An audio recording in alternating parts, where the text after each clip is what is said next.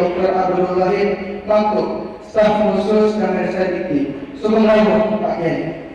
Oke, alhamdulillah hari ini kita sudah hadir di tempat yang mulia ini, di tempat yang berbahagia ini, guna mengikuti studi general ataupun kuliah umum yang bertemakan menjadi SDM profesional di era profesional dan industri dan global.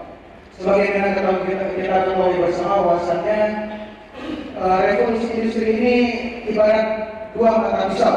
Jadi kita ke kiri akan terkena, kita ke kanan akan terkena. Pada satu sisi revolusi industri mengajarkan kita akan sebuah percepatan. Jadi semuanya itu dilakukan dengan cepat dan semuanya itu dilakukan dengan tepat. Sehingga kemudian perlahan sedikit demi sedikit tenaga manusia itu digantikan dengan mesin. Yang mana mesin kadang-kadang dia lebih presisi dan lebih tepat dalam melakukan sebuah pekerjaan. Dan kemudian di era global, jadi di satu sisi kita bersaing dalam tanda kutip bersaing dengan kehebatan mesin, dan di satu sisi lain kita memasuki era global, yaitu era di mana kita tidak hanya bersaing di dalam satu kampung, tidak hanya bersaing di dalam satu kelas, tetapi kita dituntut untuk bersaing di dalam sebuah kawasan, di dalam sebuah tingkatan, baik itu tingkatan nasional, regional maupun tingkatan internasional. Sehingga dengan konsekuensi tersebut kita harus mampu mempersiapkan diri, kita harus mampu membekali diri kita sehingga kita tidak terseret ke dalam dua hal tersebut, ke dalam revolusi industri dan ke dalam kondisi masyarakat global. Tetapi kita bisa mengikuti, kita bisa mengimbangi, dan kita bisa berinvestasi di dalam kondisi sekarang ini. Saya sudah tidak akan lama-lama berpanjang mukadimah karena yang akan kita sampaikan hari ini lebih tepatnya akan disampaikan oleh Pak Kiai. Jadi mari sama-sama kita sambut Pak Kiai, silakan ke depan. Mari berikan tepuk kepada Pak Kiai.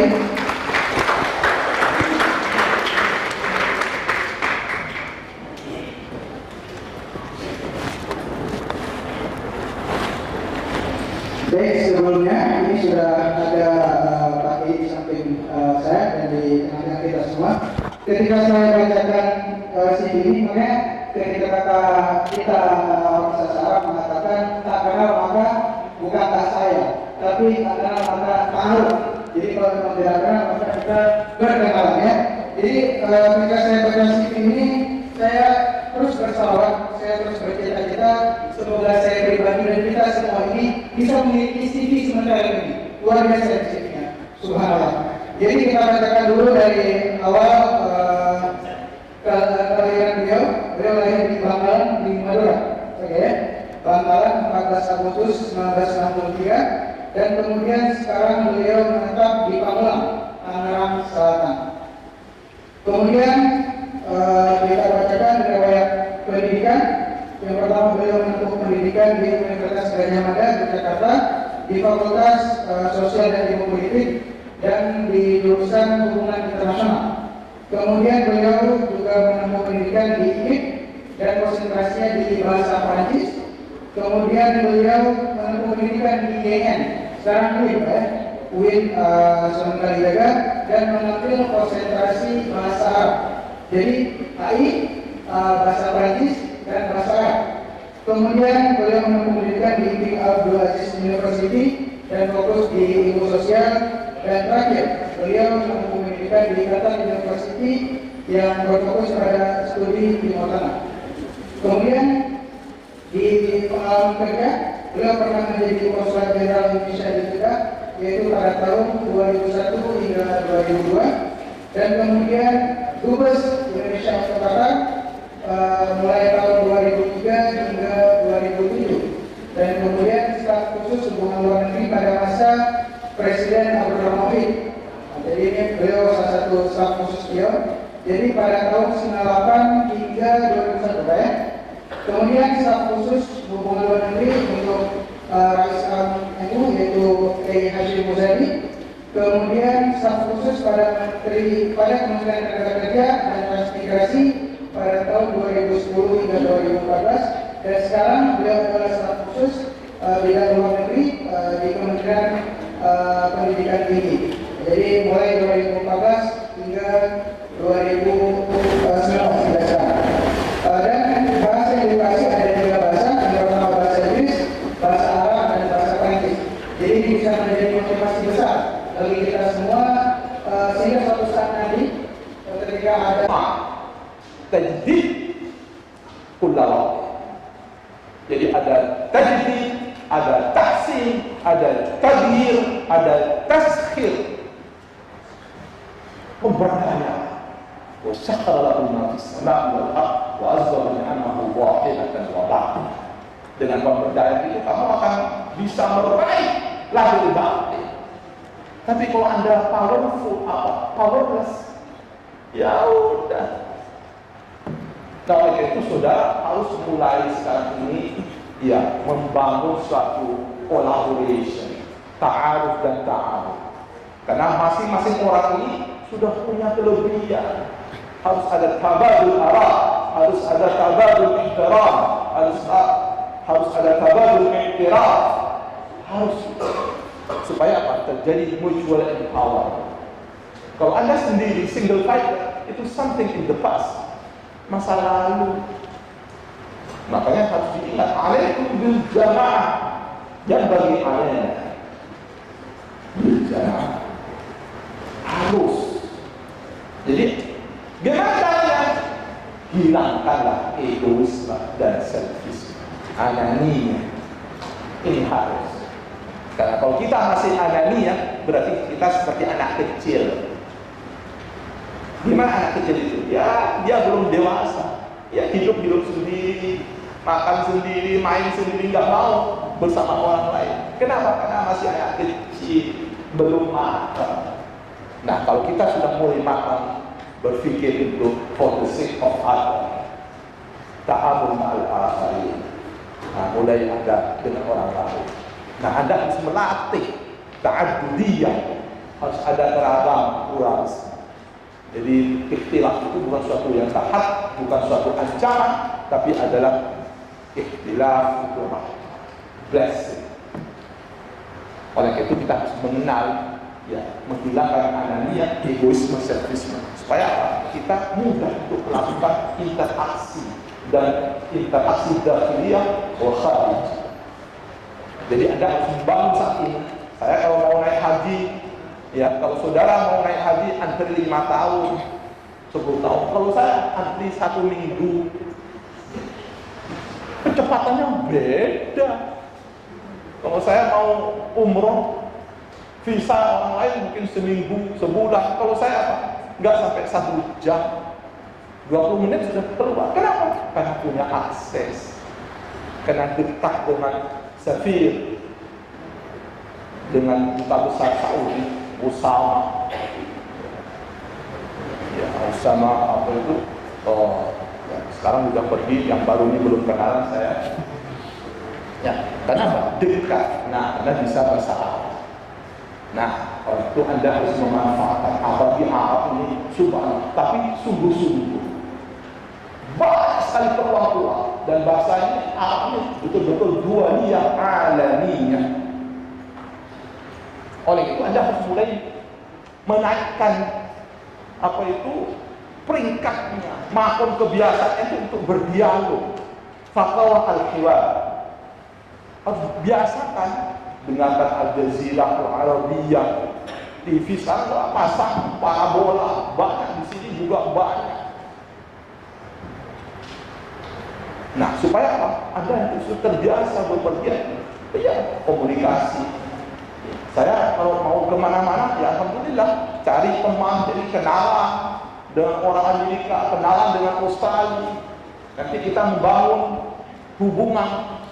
Saya kemarin pergi ke Australia, nggak pakai uang, tapi kan jaringan, nggak pakai ini HP.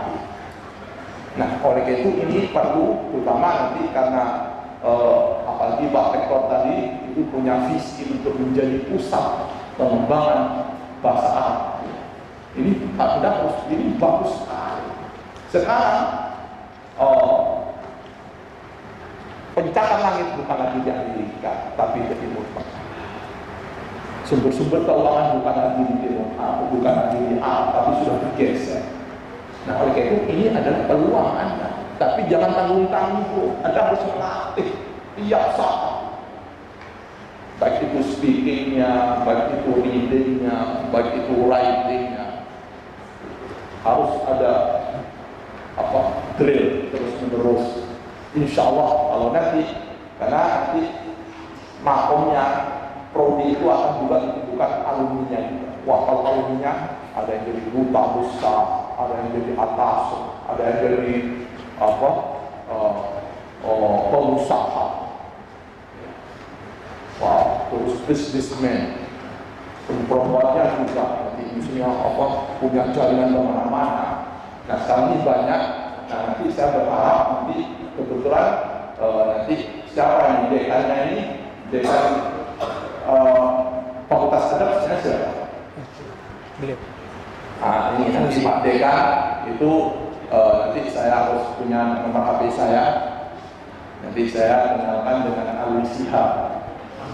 Ya, Alwi Shihab saya kasih karena nanti ada sekarang ini kerjasama supaya bagaimana nanti adik-adik kita ini bisa pergi tapi tanpa biaya.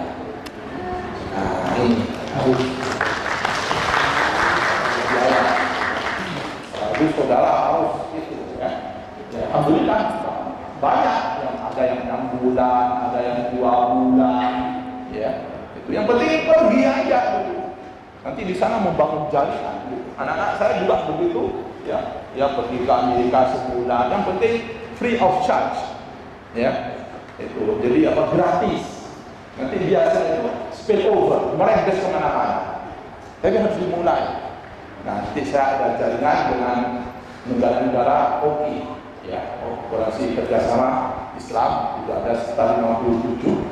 Nah, kemarin ini saya diskusi dengan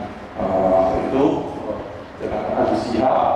Nanti saya minta Pak Dekan kalau di Jakarta minta waktu karena sekarang Pak Alwi Shihab itu menjadi Special Envoy for Middle East, Special President Envoy. Jadi urusan khusus Presiden untuk negara-negara Timur Tengah dan Middle East dan OKI, Organisasi Kerjasama Islam.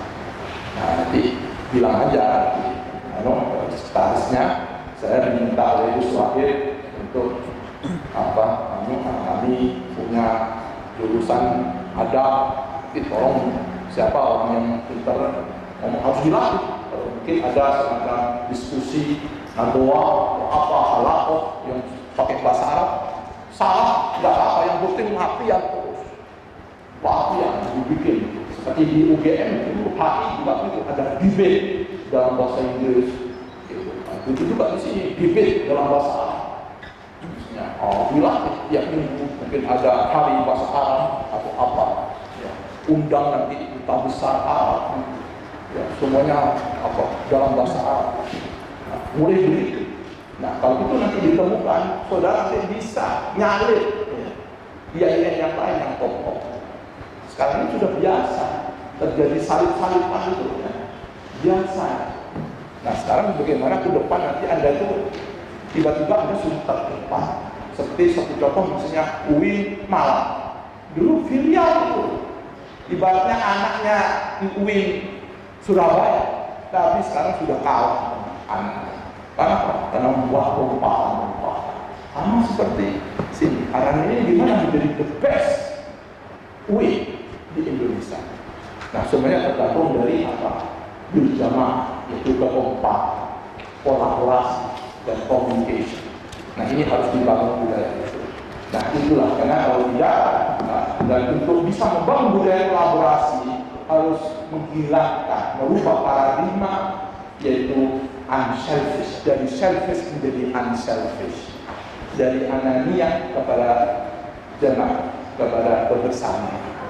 Nah makanya satu saat mementingkan kekuatan network, ya, kekuatan bersama-sama, alaihim bil jamaah. Nah, bahkan Rasulullah perang yang paling dahsyat bukan mengalahkan orang lain, tapi mengalahkan diri sendiri, hawa nafsu, jihadun nafs.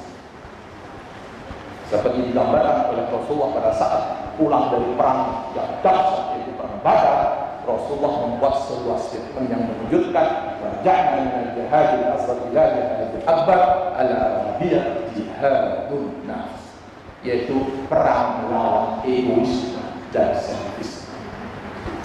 Makanya sahabat-sahabat Rasulullah itu mempunyai jiwa selalu peka dengan orang lain. Ita wa yukfiruna ala anfusihim walau kana bihim khasas. Dia mementingkan kepentingan orang banyak walaupun dirinya capek. Bahkan kata Rasulullah, orang yang egois, yang tidak peduli dengan jamaah, dengan lingkungan, falaysa minna. Itu bukan karakter golongan umat yang yahtam bi amril mu'minin al-asabin, falaysa minna. Itu bukan. Nah, oleh itu harus solidaritas dan soliditas di antara kita ini harus mulai saat ini dilatih. Kalau ini sudah terlatih, nanti keluar itu gampang itu. Karena sudah terlatih. Berbeda pendapat itu hal yang biasa. Wah, politik, tapi setelah itu orang lagi. Nah, ini harus dilatih. Kalau tidak terlatih, kalau di sini saja Anda sudah tidak bisa lagi melakukan ta'aruf dan ta'awun, apalagi keluar. Susah. Nah, saya banyak belajar dari Gus Dur. Kenapa saya ini mudah? Karena sudah terlatih berbeda pendapat. Dan kita kalau terlatih itu kan apa? Menyadari relativitas. Qawluna shawab yahtamil khata' wa qawlu ghayrina khata'un yahtamil shawab. Wallahu a'lam bishawab. Kita menyadari kita bukan Tuhan. Harus budaya hiwar itu harus dibangun. Ya, dan itu akan hidup pada saat kita menyadari bahwa kita pendapat kita benar, tapi menurut kesalahan, pendapat orang lain salah, tapi menurut kebenaran. Artinya apa? Kita punya kewajiban, punya hak untuk berbicara, tapi at the same time, fi waktu nafs waktu, dan waktu yang sama kita juga punya kewajiban untuk membenarkan. Nah, makanya itu istilahnya watawasaw haq atau itu harus menjadi, yaitu namanya reciprocal, timbal balik, budaya timbal balik, bicara juga mendengarkan. Nah, saya pikir itu. Nah, sekarang saatnya saya mendengarkan pertanyaan, pendapat dan saran-saran dari saudara. Terima kasih. Wassalamualaikum warahmatullahi wabarakatuh. Ini pengalaman sangat luar biasa dari Pak Kiai. Saya juga mereview sedikit apa yang sudah kita dengarkan. Yang terpenting di dalam menghadapi dunia global adalah great vision and great mission. Dan kemudian kita harus membangun kerjasama yang baik. Dan hari ini setelah kita berta'aruf dengan Pak Kiai, dan alhamdulillah akhirnya kita bisa ada peluang bisa ada peluang untuk jalan-jalan gratis ke luar negeri, dan semoga nanti itu bisa terkabul. Amin ya rabbal alamin. Dan untuk sesi pertama kami buka untuk 3 orang penanya. Silakan, ini jangan disia-siakan kesempatan emas ini. Jadi apapun yang ingin ditanyakan silakan, jangan malu-malu ya. Tantangannya besar yang harus kita pikirkan. Apa solusinya? Ternyata simpel. Kafirku ilallah. Kembali lagi kita harus kepada Tuhan, karena inilah risalah yang paling besar, bahkan menjadi risalah dari seluruh all prophet and messenger, supaya manusia mengenal man huwa Allah. Wa laqad ba'athna fi kulli ummatin rasul an i'budu Allah wa tajtanibu at-taghut lita'lamu anna Allah ala kulli syai'in qadir. Ini suatu yang beyond abral hudur, menembus batas. Tapi kita ini kurang serius, sehingga dianggap Al-Quran itu sekedar hanya cuma dibaca, dilakukan, belum masuk kepada the core of the core, inti daripada yang inti. Dan alhamdulillah, mari kita buktikan. Saya juga membuktikan. Kalau orang datang ke Amerika belajar, kalau saya mengajar. Kalau orang datang ke Inggris belajar, saya mengajar. Saya ingin menunjukkan bahwa Islam itu betul-betul dahsyat. Nah, ini yang ingin kita bangun, satu profesional attitude and behavior. Cirinya apa? Memiliki self-confidence and self-reliance.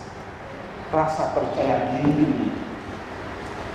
Yang kedua, kemandirian yang tinggi. Tidak tergantung kepada orang lain. Karena kita yakin. Tapi ini harus dilatih.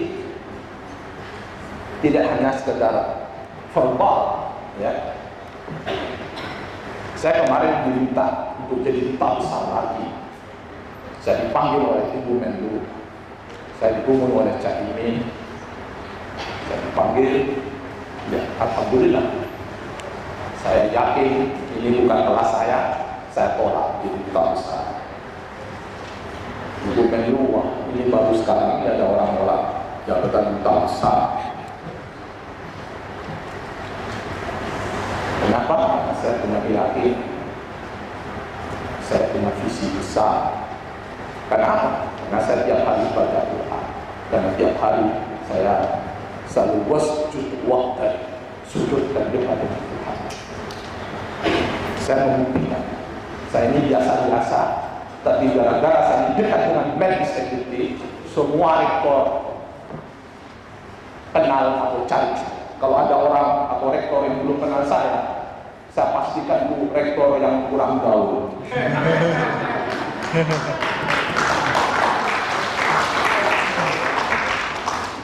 Kenapa? Karena dekat ini memberikan imbas. Kalau saya dekat dengan Pak Rektor, insya Allah nanti, ini sekarang saya lebih dekat nih. Kalau saya di sini pasti gak ada kesulitan. Kenapa? Kalau saudara ingin bukti, nanti saudara datang ke Dikti. Kalau ada kesulitan, sebut nama saya. Kalau panggilan akrab saya ini Gus Wahid. Ya, baru dekat dengan menteri, di Dikti saya nggak ada yang susah. Bagaimana lagi kalau saya dekat dengan presiden? Di Indonesia nggak ada yang sulit. Nah, bagaimana lagi kalau kita dekat dengan Allah Rasulullah? Kalau menteri, presiden paling 2 periode nggak selesai. Tapi kalau Allah forever, ini yang profesional ini, forever. Mari kita buktikan forever. Selama kita ini bersandar kepada Allah, kita akan kuat. Wa idza aradta an takuna aqwan nas fatawakkal 'ala Allah haqqa tawakkul. Betul-betul, tapi saatnya harus betul-betul. Jangan tanggung-tanggung tawakalnya, ya. Nah, ini yang betul-betul ini yang hilang dari tradisi kita. Walaupun kita sering diingatkan tiap Jumat, ittaqullah haqqa tuqatih wa'budullah haqqa ibadih wa jahidu fillah haqqa jihadih. Yang serius, yang sungguh-sungguh, yang betul-betul ini sudah mulai fade away, sudah mulai hilang dari budaya kita yang sebenarnya. Belajar asal belajar, sholat asal sholat. Kenapa? Kita kurang fokus, kurang khusyuk.